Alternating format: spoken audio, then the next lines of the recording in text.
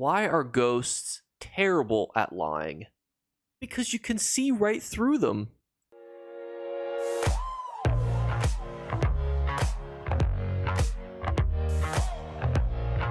What's going on, YouTube? So today I was doing my analytical research on the YouTube, and the number one most searched question for all of my viewers is how to level up fast in the Elder Scrolls Online. So we are going to answer that question, but we are going to answer it in a way that is feasible. Because one of the most annoying things when you play any game or you do any activity and you just want to start out on something and somebody's suggestion to you is, well, you need to do this. Well, I can't do that yet because I'm not high enough level, or I don't have access to that. And they go, well, just do whatever in the meantime. I always hated that. I think that if you're recommending to me, you should recommend it as a brand new player. You should have recommendations for me as a mid-game player and an end-game player. And that's how we're going to break this down today. Because if, say, for example, we were going climbing a mountain and you said, hey, on this mountain, there needs some gear to climb this mountain. I said, oh, halfway up, there's gear you can use there. And you're like, well, I don't want to struggle halfway up. What should I do? Just wing it. We've all winged it before. No. We're not going to do that in today's video. We are going to break down the facts and how you can do it at each different tier just for you guys. So, jump into it. First thing we are going to talk about is traits and other ways you can increase your XP. However, we are going to keep in mind the statement that I just made. You might not be able to get training gear. You might not want to wear training gear. Is it okay if you don't want to wear training gear? 100% yes. I'm doing the Witches Festival right now, grinding experience, and I'm not even wearing anything that has the training trait on it. But I do think it's important to remember that you can wear gear that gives you increased experience gain, but you do not have to.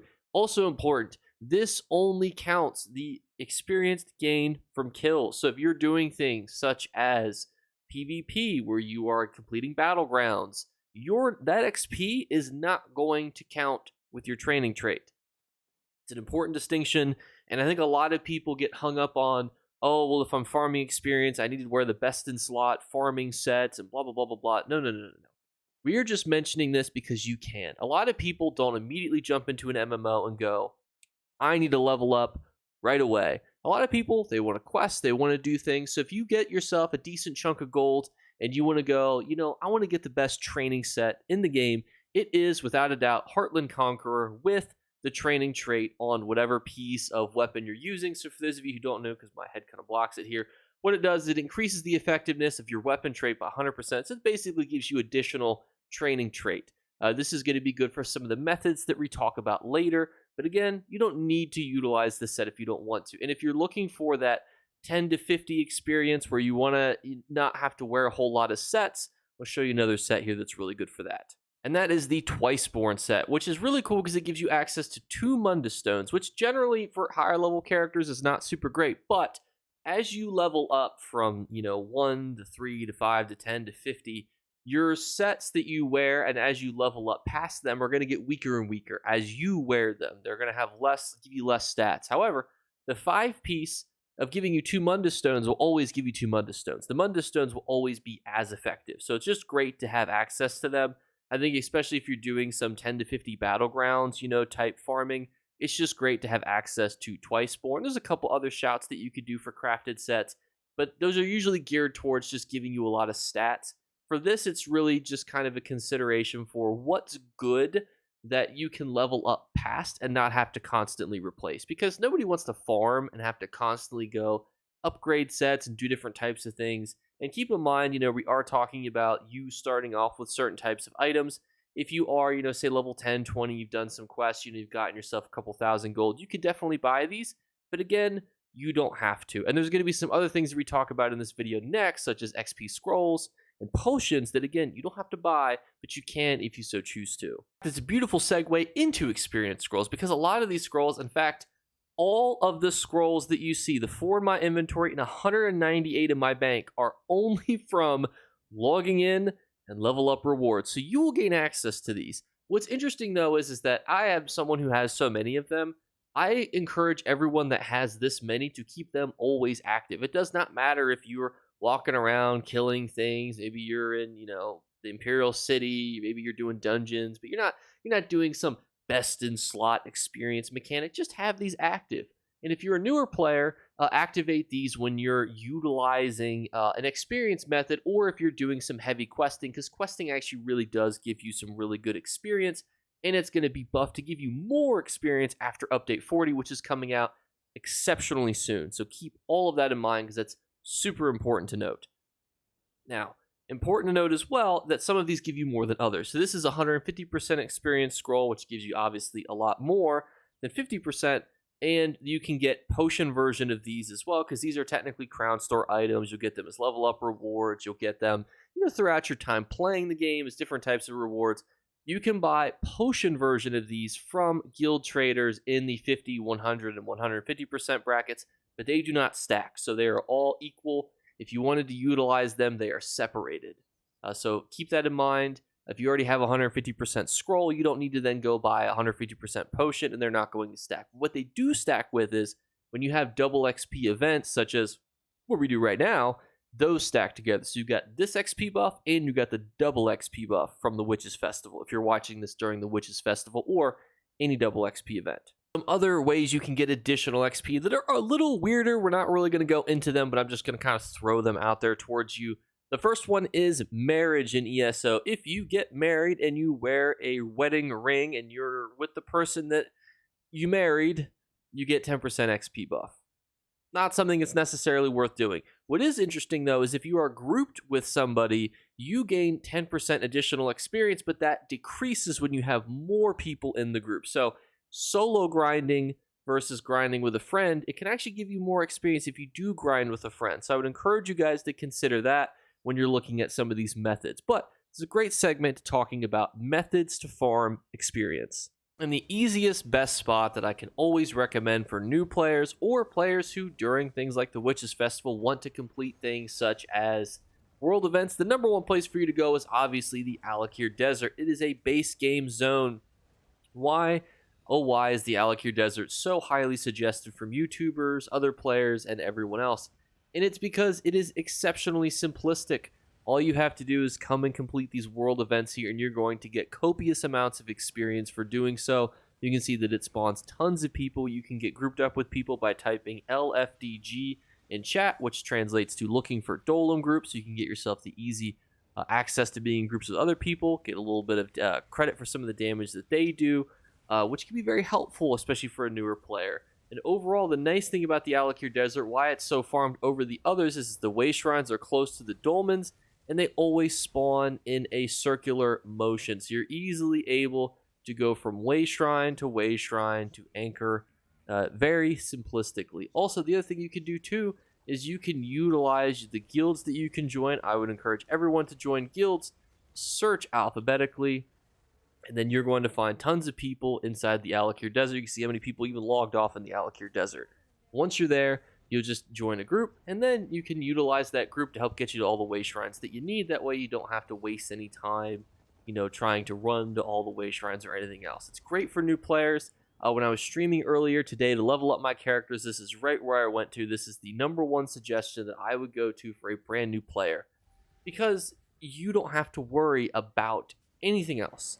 You don't have to worry about dealing enough damage. If you're in the group, you just have to contribute. The easiest thing you can do probably is actually heal and provide buffs to your teammates, which usually you can do right out of the gate after you completed the tutorial. It's overall a great zone. You're going to get yourself lots of jewelry too from the chest that you saw that we just opened. It's great to deconstruct for grains, which will be turning to platings here in update 40. That'll get you a good click of gold, and it will help upgrade your jewelry crafting, and probably the best place in the game to level up your fighters guild.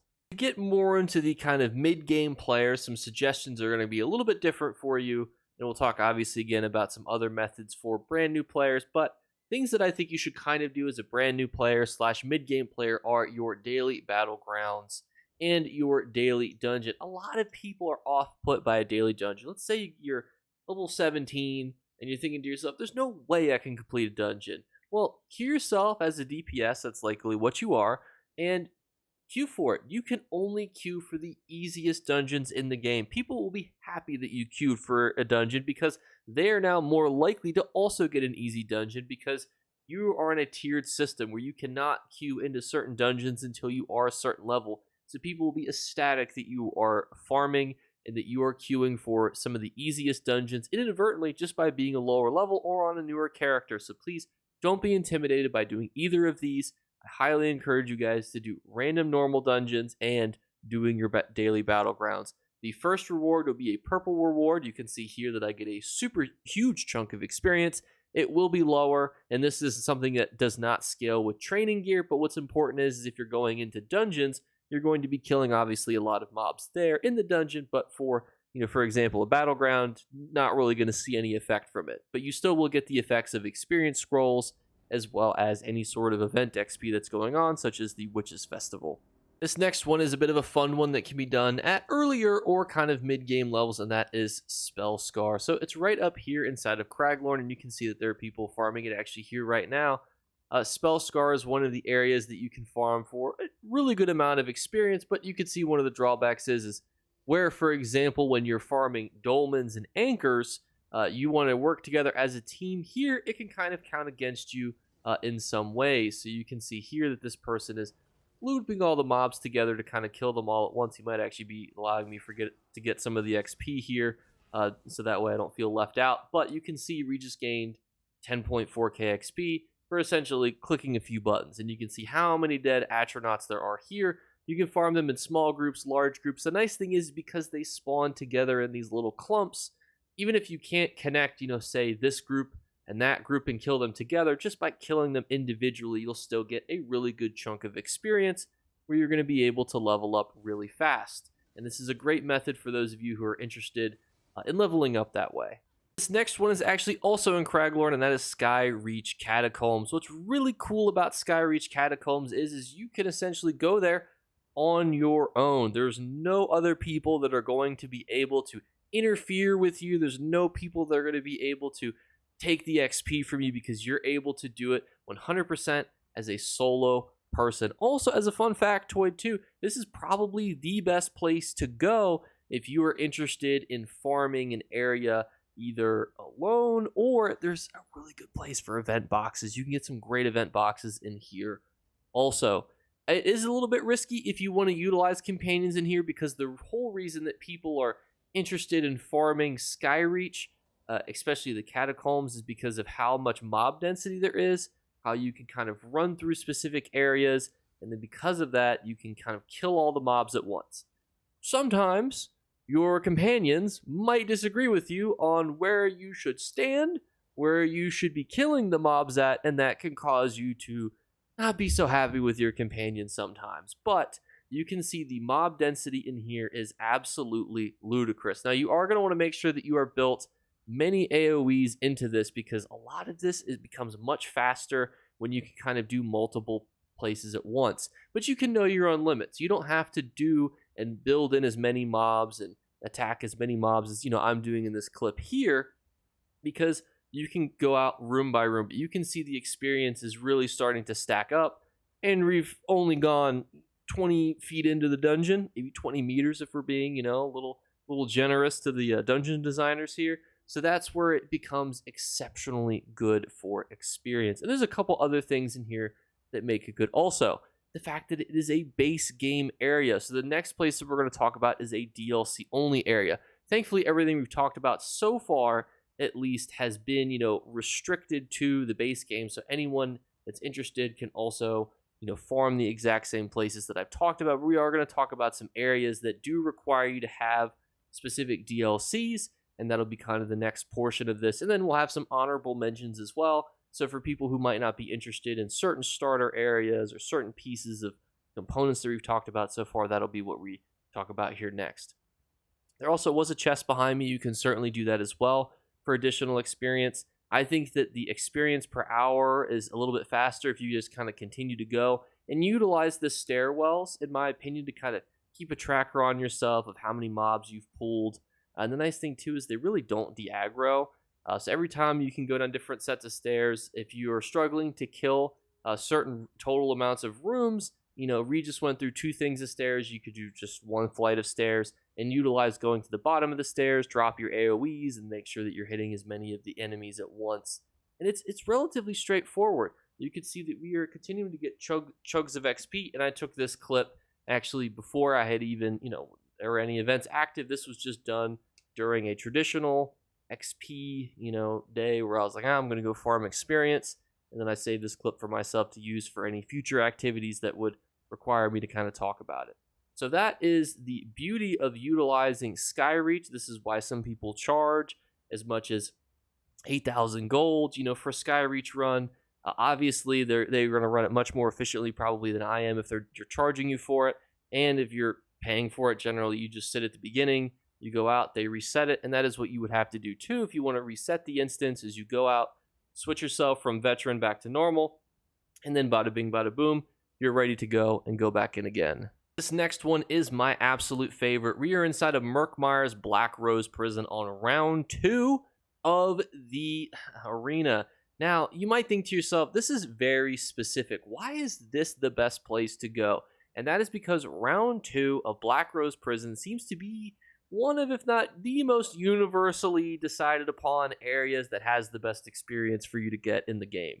I don't necessarily know if that's like 100% true. I'm not the best mathematician. However, this is an exceptionally fast place for you to get experience. The nice thing too is you're going to be fighting a lot of things, but you're able to utilize these sigils there. You can see me grabbing sigils, looping up all of the mobs together. The only thing I would say that really makes this a lot easier is essentially sometimes you might see a little spiraling, flamey boy attack. You can use interrupts, ranged interrupts to make that significantly easier for yourself. This is also one that's a little bit more friendly too if you want to use your companions, or if you want to do this in a duos. This is actually, I would say, the best duo method because in Skyreach you can almost kind of interfere with each other. One of you probably is going to remain back. Now, you can remain back and essentially alternate, as you reset the dungeons, but here it becomes a little bit more simplistic because your only goal is to kill everything. And again, interrupts are great for the flamey boys, and if you see an archer winding up on you, really nice to interrupt those guys because they will deal a lot of damage. Now, this guy right here with the shield, he is the final mob of the round, so you just let him kill you, whether or not you want to go sit in the fire and kind of burn it out here. That is the easiest way for you to reset the round and kind of go again and kind of continue to get experience. So you can do this as a duo, a solo, or with you and your companion, or with you, your companion, and your friend's companion. It's super easy to farm, and it's a highly suggestible area for you to go to. Now for some quick honorable mentions that do kind of everything that we talked about, but not necessarily as good. What we've talked about so far are really the key poignant places for you to go, and these are what I would consider some alternatives, with Black Rose Prison really being the best in slot, Skyreach being up there, Spellscar, the Alakir Desert Dolmens. We're going to throw some quickfire areas that you can go to. The number one quickfire one, say for example, you don't want to farm Dolems, want to do something a little bit more solo, is inside of the Alakir Desert in the main city of Sentinel. This area right here is filled with tons of weak zombies that you can just clean right through and get a ton of experience from. You can see that that's what some people are here doing right now also. Next area, which is also being farmed, which coincidentally also has zombies. And if somebody can run the numbers here, why do zombies always seem to come up in these things? But we're inside of Cold Harbor, right next to the Vile Laboratory. You can see that we ran down here from the Court of Contempt Way Shrine. You can also use the Everfull Flagon Way Shrine.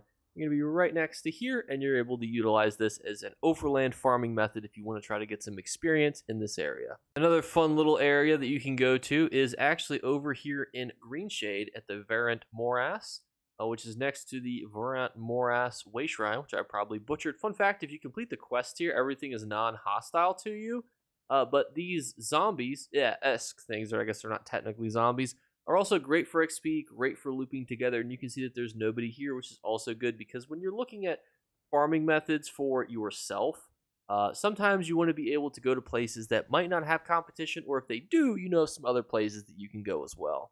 A kind of fun little area that I wanted to show off is actually the Bear Farm, which also, if you do the quest associated with the Fallen Grotto, that's the name here, you are going to not be immediately hostile to them. It's in Bancry, next to the Bancry Pass Way Shrine, which for those of you who played through Bancry, you know that it's split up based on how far in the main story quest you are. Thankfully, you don't have to progress the main story mission to get here, but there is a ton of bears that you can loop and kill together.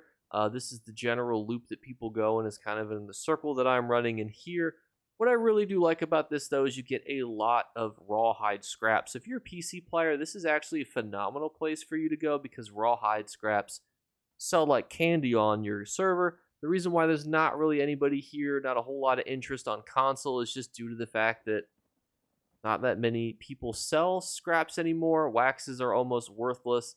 And unfortunately, the bear farm, which used to be the #1 AFK farm in the game when people would alternate between running it in a group, kind of fallen into a bit of disrepair. But if you're looking for an overland farming area that gives you multiple rewards, this is definitely one for you to consider. If the Alakir Desert Dolmens are not taking your fancy, the ones in Deshaun are a great backup for you. The way shrines are very close to the dolmens there, and making Deshaun a great backup option if you're interested in farming world events, but you sometimes find that there's too many people in the Alakir Desert. But everyone, that's going to wrap up the video. Thank you guys so much for watching. It looks like somebody decided to start farming the bears here potentially. I just wanted to thank you guys for watching the stream earlier, for participating, for coming out, showing support, giving me ideas for videos. This one actually came from YouTube Analytics. But we've been pumping out lots of content recently. We're on the road to 20,000 subscribers, which is a huge milestone. It's crazy to even think that it's possible to even be close to that milestone. So I just want to thank you again and remind you that we're doing our 3 giveaway drawings. All you have to do to enter is be subscribed. Almost 42% of you lovely juvelies are subscribed. You're hovering around that amount. Hit the subscribe button. Let's make it a solid 42% number. Leave a like on the video. A random like that is left on one of the videos published throughout this month is going to be pulled. And then the third thing is a random word was flashed upon a video throughout the entirety of the month. That word has been already notified, though, because making this, near the end of the month. I try not to put it on the last video of the month, but that word has been put on a video, and in future videos for next month, there will be another random word that is associated with the month of November that you're able to also comment in the comments below. And if you're the first person to do so, you will win. So thank you guys so much again, and I'll catch you later. Bye, guys. Better remember to like and subscribe to Jake Clips. Or you should. I might have to pluck your eyes if you don't. Or, better yet, I'll skip rope with your entrails. Do it now. Subscribe. Ta-ta. Off with you. I don't have a whole lot to say post-outro, except just happy it's the weekend. Happy I was able to spend a couple hours with you boys today, fellas, ladies, and thank you so much. Check out the video we did yesterday on the Golden Vendor if you want to see some Halloween-themed items or if you just want to hang out, and I'll catch you later. Bye, guys.